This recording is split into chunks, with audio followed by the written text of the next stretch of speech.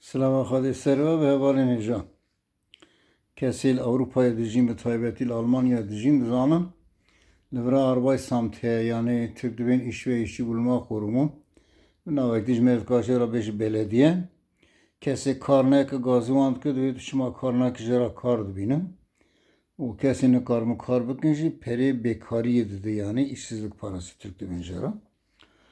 Ez demekî xevetîm û paşê dikan mikanê me bû me girtin ez demekî nexevitim gazî mikirin got tu çima naxevitî me test kirin Almanya te baş e tu dikarî kar bikî û got yani Tirkiyeyê kesî Tirkiye bira kar didin xelkê yani işveren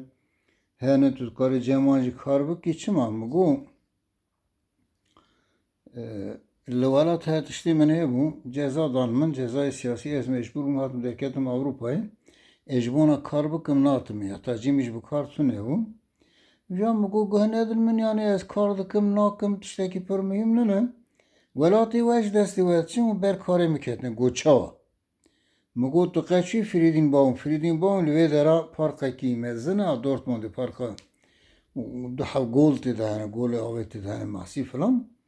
min got tu qeçî wê derê guna çima min got her wê derê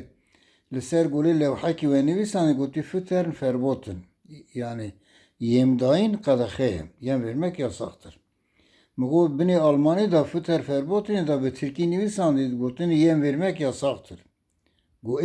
min got tu qeçî dibistana Seretî İlkokul a Borsîk Plasê navê semtekî vira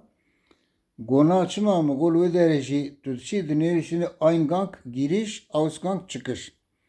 Almanî û Tirkî nivîsandî tê da got menaviya çi min got menaviya ew e zimanê we ji destê we diçe zimanê Tirkî bûyî zimanê duyemîn li vê dera Almanya ji vira û çey sal şûn da Tirkî bêjin vira Tirkiyeyê hûn Alman ji ku hatine derkevin herin şox bû tavî tiştek wer heyata xwe de esa nekiribû destê xwe we zor da serê xwe porê xwe tevê hevdû kir got te serê min tevê hevdû kirî em dî cara din gazî te nakin ha min got gazî min nekin ji xwe li welatê xwe bibin xweyî hemşev qetiyan 12 sal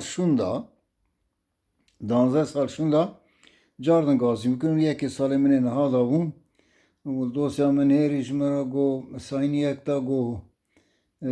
ez mesela te pir baş dizanim got me gazî her kesî kirî lo me gazî te kirî an got me xisûsen gazî te nekirî kerem kir tu dikarî herî min got baş me gişta dersa xwe girtî bi xatirê we